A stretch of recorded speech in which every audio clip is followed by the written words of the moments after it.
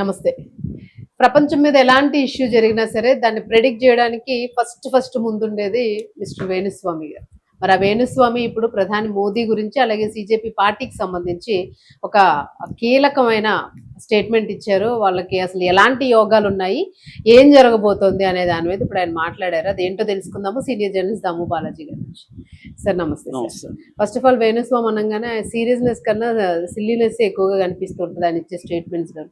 But ఈసారి ఆయన ఏమి ఇచ్చారు ప్రధాని మోదీ గురించి అలాగే పార్టీ గురించి? మనమేమో ఢిల్లీలోనే అట్టుడుగుతోంది, రక్తపాతం జరుగుతోందని ఈ టెన్షన్లో ఉన్నారు అందరూ కూడా. ఇప్పుడు ఆయన ప్రెడిక్షన్స్ చెప్తే ఎంటర్టైన్ చేస్తూ ఉన్నారు. సో ఇప్పుడు ఎట్లాంటి ఎంటర్టైన్మెంట్ ఇచ్చారు? దేశవ్యాప్తంగా కూడా ఇలాంటి అస్ట్రాలజర్స్ ఈ సిజేపీ గురించి అంటే కాక్రోచ్ జనతా పార్టీ గురించి వీళ్ళ భవిష్యత్తు గురించి జోస్యం చెప్తున్నారు. అలాగే మా వేణుస్వామి కూడా ఆయనకి ఎప్పుడు ఇలాగ పాపులర్ ఉంటుంది, దాంట్లో దూరి ఆ పాపులారిటీలో కొంత తను కూడా సంపాదించుకొని తను మరుగున పడిపోకుండా అప్డేట్లో ఉండాలి అనేది ఉంటది. కాబట్టి ఇది చెప్తున్నాను. నిజానికి ఆయన చెప్పిన జోషం అంతా కూడా నేను కూడా చెప్పగలను, మీరు కూడా చెప్పగలరు, ఎవడైనా చెప్పచ్చు. అదేం పెద్ద జ్యోతిష్యం అవసరం లేదు. కాకపోతే టెక్నికల్ పదాలు కాల సర్ప దోష సహిత రాజయోగం అట్లాంటిది ఏదో వాడతాడు అంతే. అది కూడా మనం వాడచ్చు. నాలుగు పేర్లు తీసుకుని ఒక పేరు 10 నిమిషాలు మనం చాట్ జీపీటీలో కూర్చున్నా ఈ భాష అంతా ఏమంటే ఇస్తుంది, మనం చెప్పచ్చు. అదేం పెద్ద విషయం కాదు. సరే, అంటే ఇది మనం ఎందుకు చెప్పుకుంటున్నాం అంటే అసలు దీన్ని ఎలా రకరకాలుగా ప్రిడిక్ట్ చేస్తున్నారు. అంటే సిజేపీని లలిత అదిరే ఆషాఢం శుభకర శ్రావణం డబుల్ ధమాకా. అన్ని బంగారు నగలపై తరుగులో 1% తగ్గింపు. పాత బంగారు నగల ఎక్స్చేంజ్ గ్రాముకు 150 రూపాయల అదనం. ఈ ఆఫర్ లలిత జ్యువెలరీ మార్ట్ లిమిటెడ్ అన్ని బ్రాంచుల్లో వర్తిస్తుంది. భవిష్యత్ ఎలా ఉండొచ్చు అనే ప్రిడిక్షన్ వేణుస్వామి చెప్పాడు కాబట్టి ఆ యాంగిల్లో మనం కూడా మాట్లాడాలి. ఆయన ఒక రకంగా ఏం చెప్పాడంటే మోడీ ప్రభుత్వం కూలిపోతుందని చెప్పాడు. డైరెక్ట్గా చెప్పలేదు కానీ, ఇలాగా ఈ పదాల్లో చెప్పలేదు కానీ చాలా తీవ్రమైన గండం ఉందని చెప్పాడు. అంటే అర్థమేమి? గండం అంటే ఏం జరుగుతుంది? మోడీ ప్రభుత్వం కూలిపోతుంది. అట్లాగే ఒక ప్రభుత్వం కూలిపోవాలన్నా, ఒక ప్రభుత్వం ఏర్పడాలన్నా సిజేపీ రోల్ ఉంటుంది అని కూడా చెప్పాడు. కాక్రోచ్ జనతా పార్టీ లేకుండా ఏ ప్రభుత్వాలు అధికారంలోకి రావు, కాక్రోచ్ జనతా పార్టీ వల్లనే ఉన్న ప్రభుత్వాలు కూలిపోతాయని ఆయన మామూలుగా జ్యోతిష్యులు జాగ్రత్తగా పదాలు వాడతారు. కమిటీ కాకుండా అటు ఇటుగా ఉంటాయన్నమాట. నువ్వు ఎటైనా నేను అప్పుడు అదే చెప్పాను అంటారు. అలాగా ఈయన ఎక్స్పీరియన్స్డ్, టీనేజ్ లో నుంచే సినిమాలతో తిరుగుతున్నాడు కాబట్టి ఆయనకి తెలుసు, అంటే పల్స్ తెలుసు. పబ్లిక్ లో మాట్లాడేటప్పుడు ఎలా మాట్లాడాలి కమిటీ కాకుండా ఇవన్నీ తెలుసు. చాలా మంది జ్యోతిష్యులు కూడా కమిటీ కాకుండా చెప్తుంటారు, వాళ్ళ లాంగ్వేజ్ కూడా అలాగే ఉంటది. సో అలాగే ఈయన కూడా ఏంటంటే కాల సర్ప సహిత రాజయోగం సిజేపీకి ఉందని చెప్పాడు. అంటే కాక్రోచ్ జనతా పార్టీకి ఉంది. అక్టోబర్ వరకు వాళ్ళకి దివ్యంగా వెలిగిపోతుంటది, తర్వాత కూడా బాగుంటది అని చెప్తున్నారు. రెండోది ఏంటంటే వాళ్ళ ధర్మాన్ని అనుసరించకుండా మరో మార్గంలో వెళ్తారని కూడా ఒకటి అన్నాడు. ఈ భాష చూడండి, ధర్మం అంటే ఏందో ఆయన డిఫైన్ చేయడు, మరో మార్గం అంటే ఏందో చెప్పడు, ఇలాగా వేగ్గా చెప్పడం అనమాట. సో ధర్మం అంటే ఏంటి, ఆయన ఏమనుకుంటున్నాడో మనకు తెలియదు, అలాగా చెప్తున్నాడు అనమాట. సో ధర్మాన్ని అనుసరించకుండా మరో మార్గం. సరే, మనం డిస్కస్ చేస్తే ధర్మం అంటే ఏంటి? డెమోక్రసీని, రూల్స్ ని బ్రేక్ చేయకుండా ఉండేదే ఇవాళ ధర్మం అనుకోవచ్చు. ఎందుకంటే ధర్మం అంటే రకరకాల మత ధర్మం, కుల ధర్మం, రకరకాల ధర్మాలు ఉన్నాయి. కానీ ఇప్పుడు ఒక ఉద్యమ యొక్క ధర్మం ఏంటి? ఉద్యమం అనేది ఆర్గనైజ్డ్ గా ఉండాలి, వాళ్ళకి ఒక స్ట్రక్చర్ ఏర్పడాలి. దాని తర్వాత ఇప్పుడు ఇదొక ఇష్యూ మాత్రం తీసుకున్నారు. ఇది కాకుండా బ్రాడర్ ఇష్యూస్, ఎందుకంటే నిరుద్యోగం ఉంది. నెక్స్ట్ నేను అనుకోవడం వీళ్ళు నిరుద్యోగం టేకప్ చేస్తారు. ఎందుకంటే ఎవ్రీ ఇయర్ 89-90 లక్షల మంది గ్రాడ్యుయేట్స్ బయటకు వస్తారు ఇండియాలో. అందులో 15 lakh graduates only engineering graduates. ఈ గ్రాడ్యుయేట్స్ లో 29% నిరుద్యోగం ఉంది. మామూలుగా ఓవరాల్ గా 15% నిరుద్యోగం ఉంది. మిగతా ఉద్యోగులు కూడా దేంట్లో ఉన్నారు? ఎక్కువగా గిగ్ ఎకనామీ, అన్ఆర్గనైజ్డ్ సెక్టర్ లోనే ఉద్యోగాలు ఉన్నాయి. అవి నిజానికి ఉద్యోగాలు కావు, ఏదో బతకడానికి అంతకంటే మార్గం లేదు. ఈ మధ్యకాలంలో మనం చూస్తున్నాం గిగ్ వర్కర్స్ విపరీతంగా సమ్మెలు చేస్తున్నారు. క్విక్ కామర్స్ వాళ్ళు, తర్వాత ట్రావెల్ అంటే ర్యాపిడో ఇలాంటి సర్వీసెస్ ఎక్కువగా సమ్మెలు ఎందుకు చేస్తున్నారంటే వాళ్ళకి ఏమాత్రం సరిపోవట్లేదు.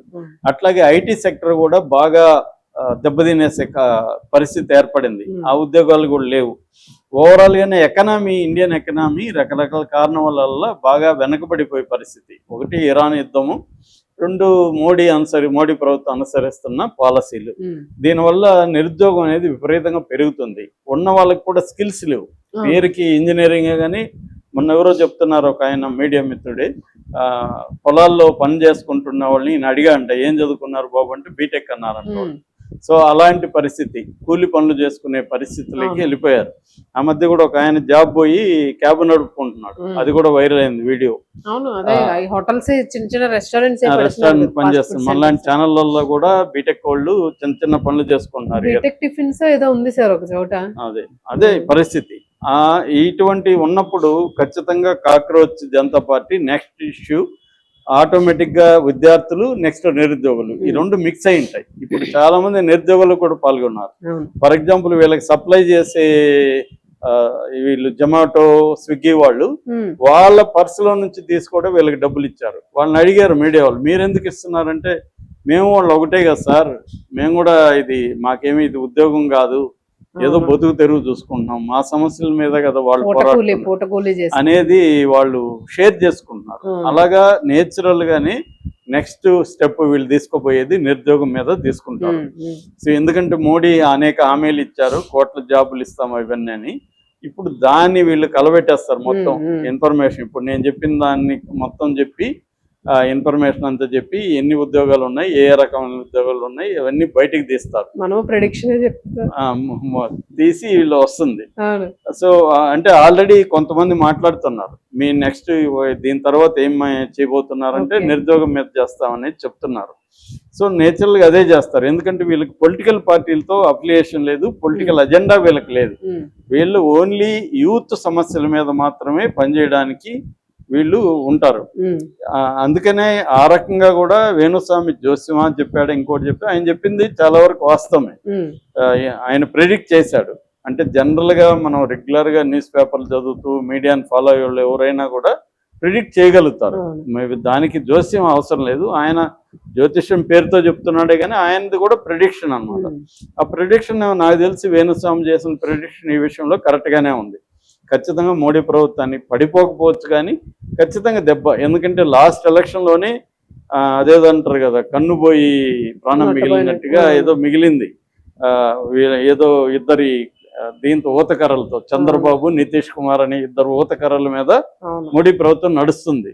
రేపొద్దున అది కూడా లేని పరిస్థితి వచ్చింది అనుకో, ఇంకా డౌన్ అయిపోయింది అనుకో, ఖచ్చితంగా అది దెబ్బతింటుంది. ఎందుకంటే వీళ్ళు ఇప్పటి వరకు ఓన్లీ ఇన్స్టాలోనే చూస్తే దాదాపు 3 కోట్ల మంది వరకు ఉన్నారండి.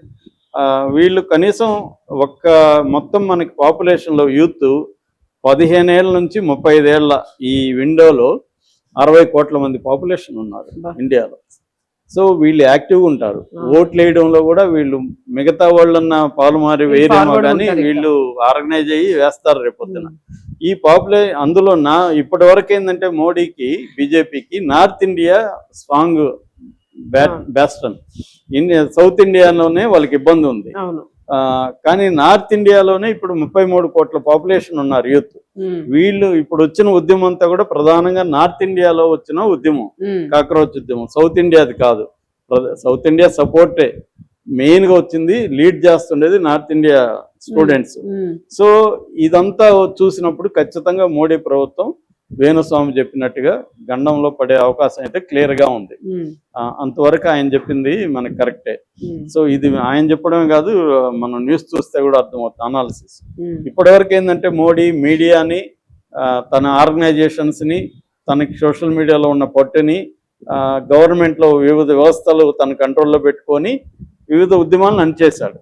ఇప్పుడు ఈ ఉద్యమాన్ని అంచలేకపోతున్నాడు. ఎందుకంటే వీళ్ళు మెయిన్ స్ట్రీమ్ మీడియా అవసరం లేదు వీళ్ళకి మొత్తం సోషల్ మీడియా వీళ్ళ కంట్రోల్లోకి వెళ్ళిపోయింది. వీళ్ళు మొత్తం చేయగలుగుతున్నారు. మీమ్స్ కొన్ని లక్షల ఇచ్చేస్తున్నారు. మోడీని ఇంత అవమానకరంగా ఇప్పటి వరకు ఏ ఉద్యమకారులు కూడా చేయలేదు.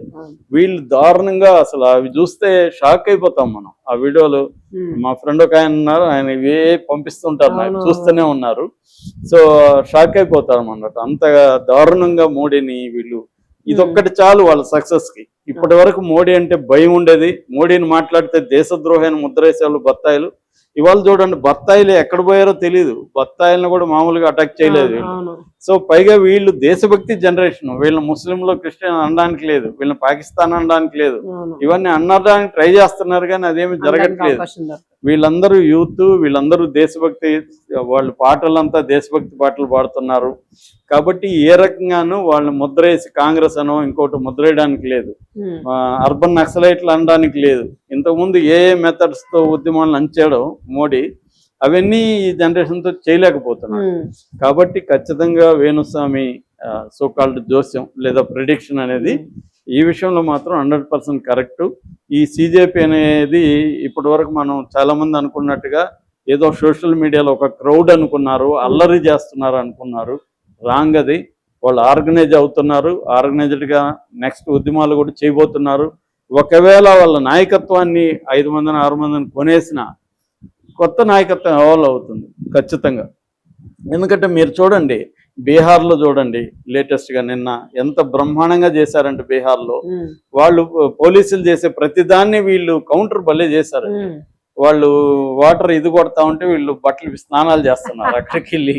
వాళ్ళు ఇది పెడితే దాన్ని సైకిల్ లాగా తోసుకొని వెళ్ళిపోతున్నారు. వాళ్ళు కొడతా ఉంటే వీళ్ళు కూడా గిరిల్లా పోరాటం రూపంలో సడన్ గా కొట్టేసి పారిపోతున్నారు. సో వీళ్ళని డీల్ చేయడం కష్టం. మనకి చీమలు పాము కథ గుర్తుకొస్తుంది. పాము బలమైందే కావచ్చు కానీ చీమలు ఎక్కువ వచ్చేసాయనుకో. అలాగే వీళ్ళు ఎక్కువ ఉన్నారు పాపులేషన్, ఒకరో ఇద్దరో లేదు. పైగా వీళ్ళని అణచివేయడం ఎలాగో చేత కావట్లేదు మోడీ ప్రభుత్వానికి.